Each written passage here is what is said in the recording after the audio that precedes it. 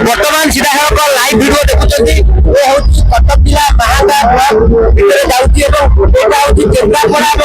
कटकर यहाँ संगम स्थली जहाँफल कुआजाए ये प्राचीन क्षेत्र पुराण वर्णित क्षेत्र मालिका क्षेत्र कुआजाए ओळकला पड़ियाटी प्राय कहीं क्यों कारण अच्छी ये कुआजाए ये विदुर जो गादी अच्छा विदुर महाप्रभु को मागिले बर जे गोटे दिन शाग भात ये खाइबे हरिहर मेल हम ये कथा को लेकिन आज लक्षाधिक भक्त समागम अच्छी कथार अच्छी ओळकणा बेलर आईरजा झुलर मधेश्वर पाखे विदुर ब्याज चाकरी ये कथा को नहीं आज प्राय लक्षाधिक भक्त समागम होती शह शह संख्यार विमान ये ओळकणा पड़िया मेलर पड़िया आसती प्रथम आईरजा विमान आसला अन्य विमान सब आसते परिशेष जो कुआजाए वीरभद्रेश्वर विमान आसती आसला समय आरती होता है समूह आरती दर्शन करने प्राय भक्त मान मानने व्याकुल भाव हल्ई था कारण से दर्शन करती ये केवल भक्त मान कर स्वर्गर 33 कोटी देवादेवी हल्ई था हरिहर मिलन को हल्ई था उपभोग करते ऊपर थी पुष्पवृष्टि करते कथा को लेकिन आज केवल ये सीमित रही महांगारे सारा ओडिशा भारत वर्ष कथा समझ जानते तेज यही बाबद आम ये अच्छा संपादक कथा ओळकणा मेला बाबद कौन कहे आज्ञा ये मेलण पुराण जुगर अनुष्ठित होने आगुरी ठाकुर टे आगुरी पड़िया आस जाए राति 3टा पर आसती आज 12टा भितर ठाकुर पड़िया को आस सारे ये मेलण को देखापी लक्षाधिक लोक आज पड़िया समावेश होती पुराण जुगर जो मेलण अनुष्ठित होती भक्त विद्रोह मेलण होते दुर्योधन अहंकारी 5 पड़ा मागिया प्रभु श्रीकृष्ण देनी 5टी पड़ा से फेरी प्रभु श्रीकृष्ण एवं ये मेलण पड़िया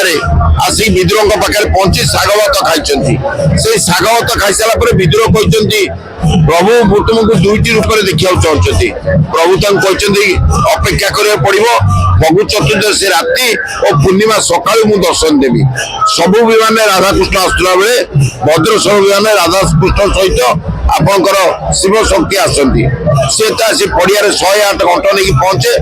विद्रोह पाखे एकाथरे आरती उठे से विद्रोह पाखे आरती उठे भद्रेश्वर विमान आरती उठे उभय आरती उभय को दर्शन करती हरहरी भेट हुए एवं ये परंपरा अच्छी जी जहाँ पचर आसवा कथा पड़िया को शेष पूर्व दिगु रजागर विमान आगे आसला अन्य विमान आसती पश्चिम दिगु आप ललितगिरी विमान आसला अन्य विमान गुड़े आसती आप उत्तर दिगु आप प्रथम जो आसवे उत्तर दिगु से देखिए ओलासुल गुंफा आसला अन्य मैंने आसती दक्षिण दिगु ओळकणार मंडो विमान आसला अन्य विमान आसती पाखापाखि 200 विमान पड़िया को प्रवेश करते गोटे रजा ठाकुर सहित लक्ष्मीनारायण आसे जो लक्ष्मीनारायण धान नापी लोक मान व्याकुल हुए ये विश्वास सत ये विश्वास धान नहीं जब घरे रे गोपलक्ष्मी बुद्धि उठो से समस्त व्याकुल होती मेलण सरले से धान कमी ने निजे दाखल करेंगे से सबू जगह ठाकुर को विदा की दि जाए आसन दि जाए ये से सब परंपरा नहीं प्रभु कहती ये मेलण हूँ मोर मु कौन आसन में बसबी लोक सहित मो भक्त सहित खेली से परंपरा रक्षा करने आज 33 कोटी देवता ऊपर देखुं स्वयं भगवान ये अभिर खेलुंट भक्त सहित खेलुंट कहते मत तू कौन दबू मोर किसी दरकार नहीं तो मो भक्त सहित मिसबी से परंपरा रक्षा करने आज ये आसी भगवान ये पहुंचे। अच्छा ये मालिकार वर्णित अच्छी क्षेत्र में बहुत लीला हम जो रही विदुर प्रभु विदुर रही जो शाग भात खायापी जो पांडव को मागी पढ़ाए जो जगह देवाई से मना करते से कथार आज सत्यता प्रतिपादन होती देखा माँ अच्छा दुर्गा आसती दुर्गा आसती जो पुष्करिणी अच्छी अनेक भक्त जन्म नहीं मालिका अनुसार तो आपको लेकिन आगु को कौन कार्यक्रम सब रही ये पूरी रथयात्रा जमी आप पहुंचले आप मन भरपूर हो जाए प्रभु जगन्नाथ एथि मेलण पड़िया पहुंचले विदुर और श्रीकृष्ण मिलन को लोक अनुभव करते तो ये बहु भक्त जन्म होती मालिकार लिखा अच्छी माँ दुर्गा बासंती देवी आसवे जो मैंने अन्याय कर अत्याचार कर ନରସିଂହାର କରିବେ। ତ ଏ ମେଲଣ ଗୋଟେ ଛୋଟିଆ ମେଲଣ, ଏ ମେଲଣ ହଉଛି ପୁରାଣ ଯୁଗ ଭକ୍ତଙ୍କ ମେଲଣ।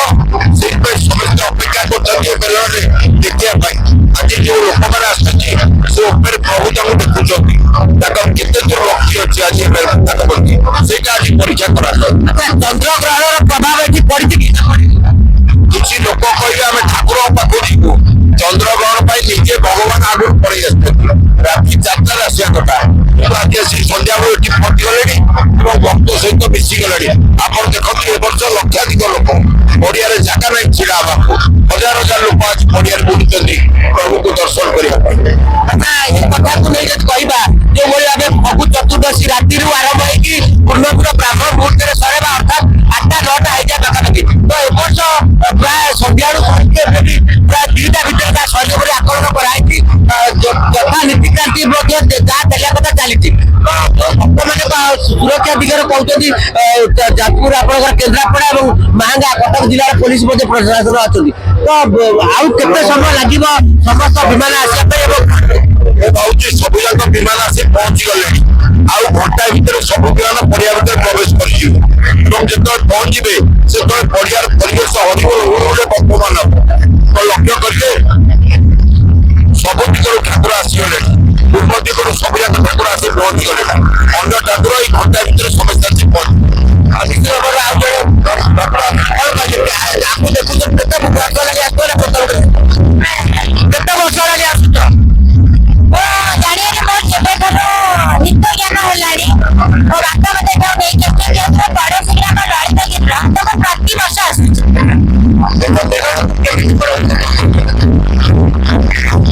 କେମିତି ଉପଭୋଗ କରୁଛ? କେତେ ମହିଳା ମାନେ ସୁରକ୍ଷିତ ଅଛନ୍ତି ନା ନାହିଁ? ଏଇ ମେଲଣର ବିଶେଷତା ତ ମହିଳାମାନଙ୍କ ପାଇଁ ମଧ୍ୟ ଅଛି। ଏଠାରେ ମହିଳାମାନଙ୍କ ବିଶେଷ ଭାବରେ ଆସନ୍ତି। ଆପଣ ଯେପରି ଜାଣିଥିବେ ମହିଳାମାନଙ୍କ ପାଇଁ ମେଲଣର ଏକ ବିଶେଷତ୍ୱ ଅଛି। ଯେତେବେଳେ ଡେରାବିଶି ବିମାନ ଆସେ, ତା ପାଖରେ ଗୋଟେ କଳସ ରହେ। କଳସ ତଳେ ଧାନ ରହେ। ତା ଗୋଟେ ବିଶ୍ୱାସ ଅଛି, ଯେ ଗୋଟେ ଭକ୍ତି ଅଛି କି ଯୋଉମାନେ ମହିଳାମାନେ ଯେତେବେଳେ ବିମାନ ଉଠିଯାଏ, ନୀତିକାନ୍ତି ପରେ ସକାଳେ ବିମାନ ଉଠିଯାଏ, ସେ କଳସ ତଳେ ଥିବା ଧାନକୁ ଫୋପଡ଼ା ଯାଏ ଲୋକମାନଙ୍କ ପାଖକୁ।